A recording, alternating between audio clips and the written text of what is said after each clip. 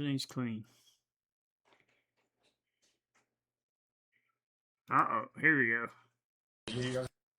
Here we go. Where's the other window? Well, thanks for keeping an eye on me. You know, keeping me straight there, huh? A new hack. Yay, I love the Ogre. Peanut is an idiot.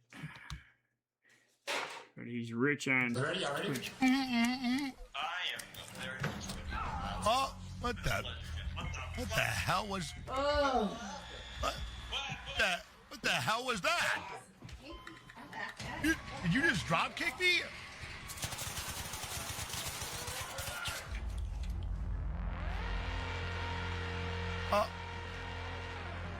What happened? What? I missed it. What was that? You ate it. Oh, what the hell was... He didn't do anything. He just died. What the hell was that? Oh, I forgot a fork, man. Can you give me a fork? Did you just drop kick me? I'll get it. It is a miracle that Arc Raiders exists, especially in the fantastic state that it's currently in. Thank you, Jesus. And I don't say this lightly. Despite all of these games that have been coming out, I still just want to keep putting more time into Arc Raiders. And I've seen so much of this sentiment online as well. The game went through a development cycle that would have almost killed really any other project. We're talking 7 years of constant changes, full redesigns, massive internal doubts, a global pandemic, and even a complete genre swap halfway through it. This is a story we've unfortunately seen over and over again. Richard, thank you so much for coming by. Glad to be here. It's a great house you got. Ooh, radio. This Thank is you. I like this yeah, guy. I've actually been in this house nearly my whole life. I bought it from my parents. You get a good deal? Yeah, they gave me a pretty good deal. And this actually used to be the boiler room. And so growing up, it was a really loud boiler. It smelled. You could hear it when it was running because it was loud. Yeah, exactly. And so there used to be an oil tank over there, a big boiler here that was doing all the heating hot water as well as the domestic hot water. Tankless old boiler, okay. Exactly. Where did that go? Is that long gone? The boiler at some point started to leak, and so I had to make a decision to replace it. I have solar on my house, and I thought, hey, maybe I could put in heat pumps for most of the heating in the house, and then for my domestic hot water supply, I can use this hybrid hot water heater. And did you do this yourself? Yeah, exactly. So you got heat pumps, Why am I here? That's actually a great question. So there's no heating in the bathroom now. So there used to be heating through the baseboard hot water, but... You abandoned that? Exactly. The bathroom's been freezing. All right, so this is not uncommon. You put heat pumps in, but it doesn't hit every room, so now we got to think about how to provide heat for that local space. Right. So you got a hot water source here. I see that you've left a couple of T's here. What are you thinking? I was sort of thinking that maybe we could do radiant heating. Okay. Well, for radiant, you need a hot water source. You got it right here. You've got the 2 tappings right here. You got a board right here. Where's the existing bathroom? Where are we trying to put the heat in? So the bathroom is actually right in the other room. I'll take you and show you that. Okay.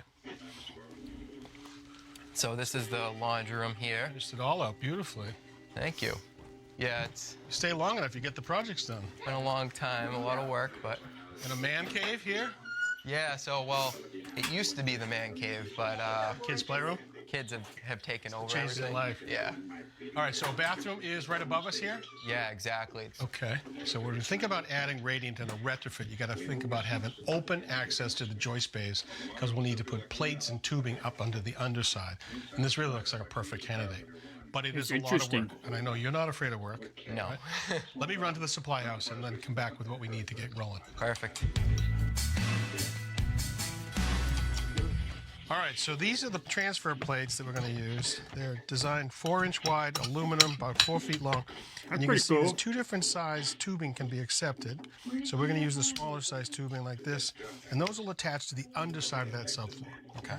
Now the tubing will work its way back to our manifold right here. So we got a supply and a return. You can set the flow, you can see the flow, and this temperature gauge is right here.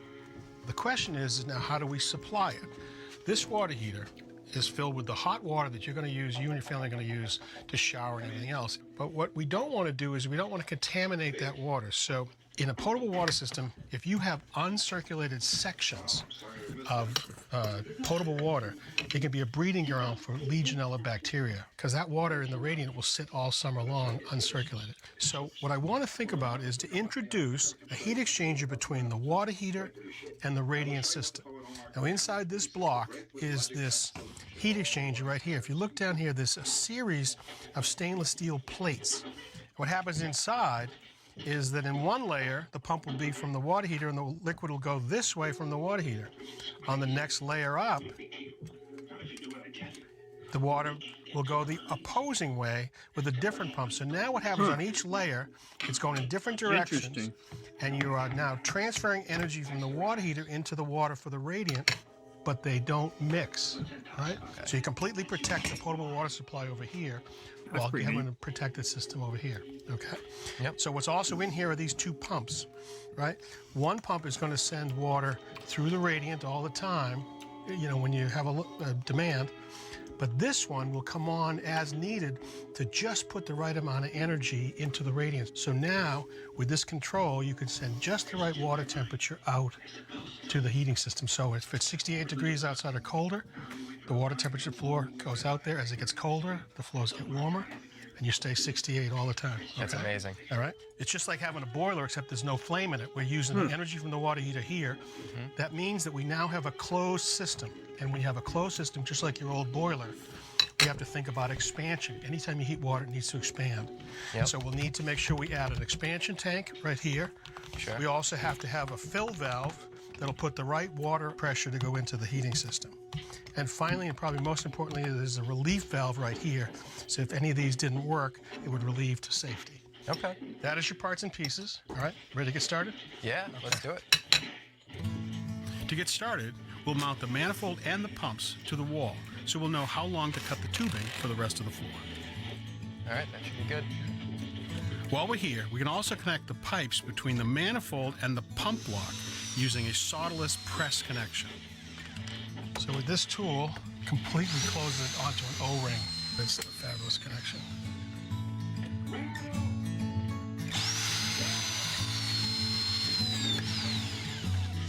All right, while I get the piping ready, I need you to notch the blocking in between the joists underneath the bathroom, just enough so we can slide the plates all the way across the room.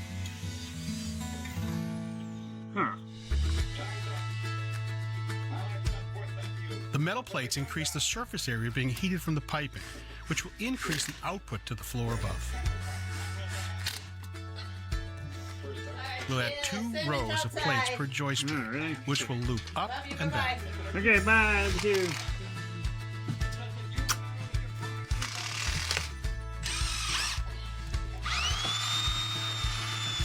I'm drilling these holes close enough to the subfloor so we don't have to bend the pecs too much, but low enough that they won't risk being hit by nails or screws from above if you ever change the floor.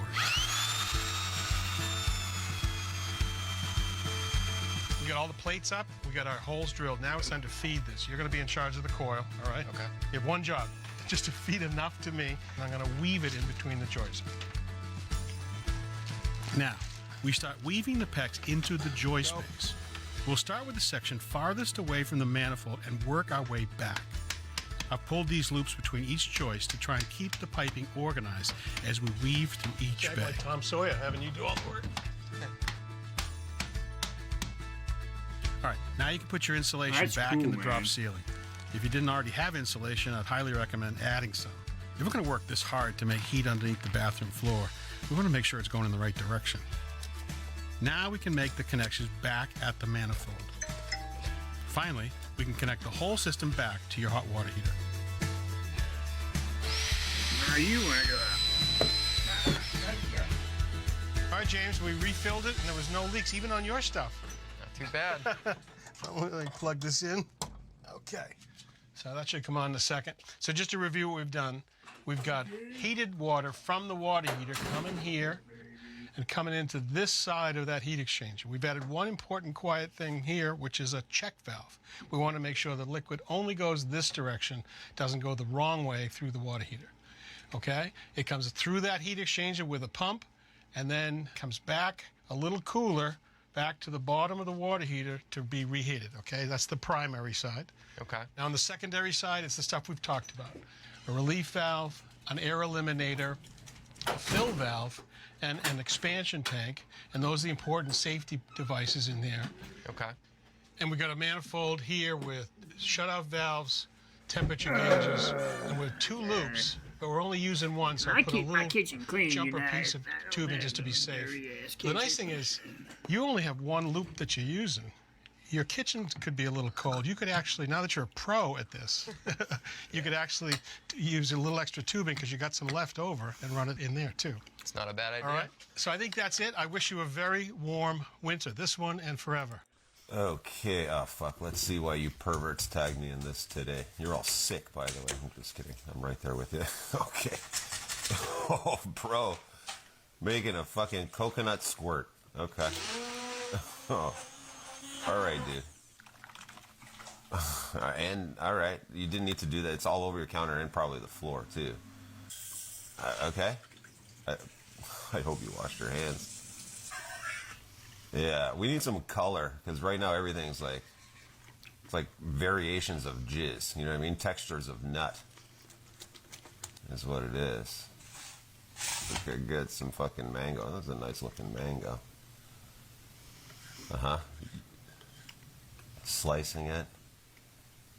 Are you gonna fillet it now, or possibly penetrate? Okay. Well, that was stupid. Yeah, you didn't fucking, bro. Slapping and DJ scratching a lime is crazy, dude. Wow. You shitting me? I just let you in. Okay.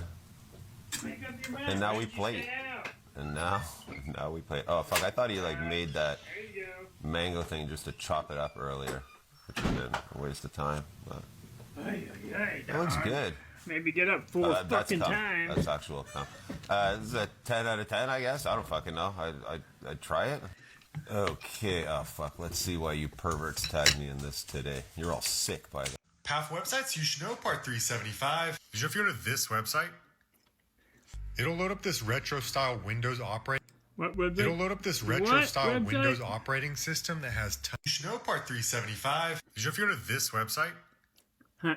it'll load up this retro style Windows operating system that has tons of cool programs. Play bootleg NES games like Super Mario Bros. 9, this Star Trek ASCII movie, browse weird websites like this old MySpace page, Pokemon games, and wait a second.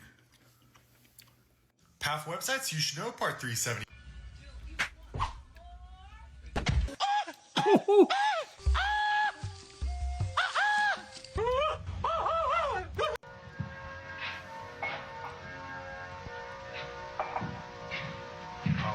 Miss, have you got any New York papers? No, but I got last night's Bugle. Sorry. I'll take Lime Ricky. I guess the Bugle ain't very interesting, except to us who live in Merton. I know when I first came here, it didn't mean nothing to me. You see, I used to live in Addison until my folks got a farm near here. And for the longest time after we got here, we still used to subscribe to the Addison Courier. But after a while, Merton gets you. Yes, I can believe that. It just takes time to get acquainted. But once you get around, you have a swell time. Except some of the boyfriends are a little hickey. You know what I mean. Oh, sure, I know. I knew you'd get me. Men of the world, like yourself, always seem to understand me better.